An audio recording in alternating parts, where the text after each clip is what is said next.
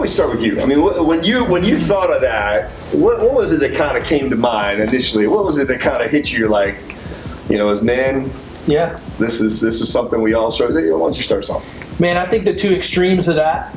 I think one extreme in know your role is just to take a step back and let other people do what really should be our responsibility. And so we live in a world where we subcontract so many things. We tend to subcontract the things that we ought to take personal responsibility for.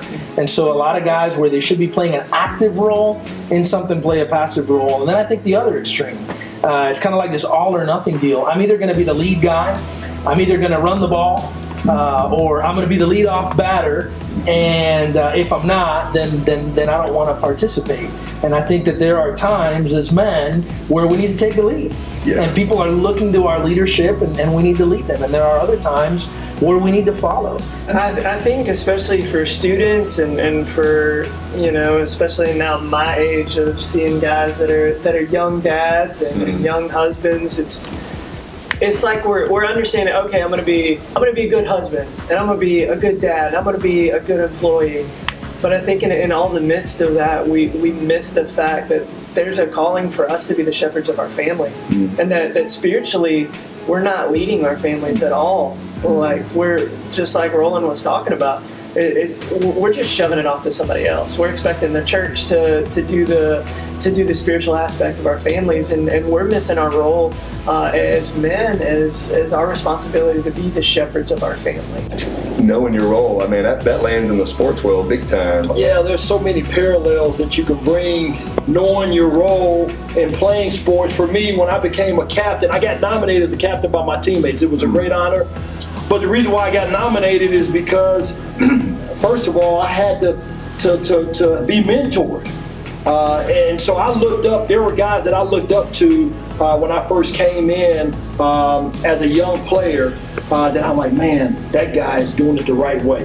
Not just on the field, but also off the field. And so being mentored by these guys, I was able to then step into that role and be a leader, nominated by my own teammates. It was something that I had earned because I had been mentored, and so many times we're missing that mentorship, for guys, for our men to really know how to be that father, because maybe they didn't have a father in their home or that brother.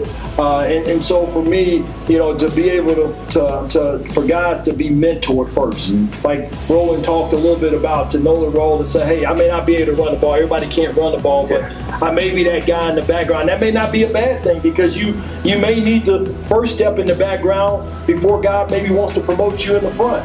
I think of, of course, I always think in terms of history and battlefields, right? Battle ready. But I think of, Peter Francisco, who I ended up writing a book about, and here he was, just a private soldier. But yet he's tall and stands out, on the battlefields of revolution.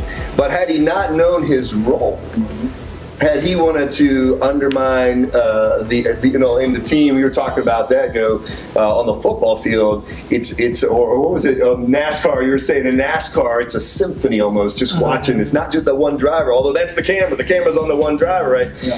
And no different on the battlefield, and right? And so Peter Francisco, I don't think would still be well known and talked about today had it not been for the fact that he knew his role. Hey, I know there were times where Renaldo, a defensive end, thought, I'm not going to pass rush. I'm going to drop back and try to intercept the ball and get a pick six. That's right. It went through his head a couple times. But then maybe I got away with that in high school, but as I got into the NFL, I would have been jobless. But next Monday. So it was real quick. It was a quick thought. It was a quick thought. For a quick second. And I said, no, let me know my role so that defensive linebacker, defensive back can get the interception. Especially when you're talking about just the humble submission, to see Philippians chapter 2, to see Christ and him emptying himself to come to die for us, to serve us. And the beginning of Philippians 2 is have the same heart in you that is in Christ Jesus. And that's tough. That's tough for us to do for our wives, for our kids. for each other within the church. And ultimately, my role is as I play a role in a much bigger gospel picture that God has placed us in, and to walk in that, to pursue that. Breaking the darkness in the night, you're made to shine. An army of hope, bringing the world a radiant light. A radiant light. You were made to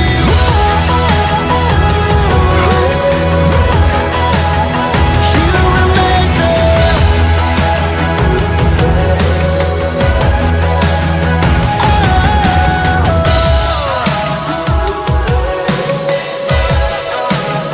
You were made to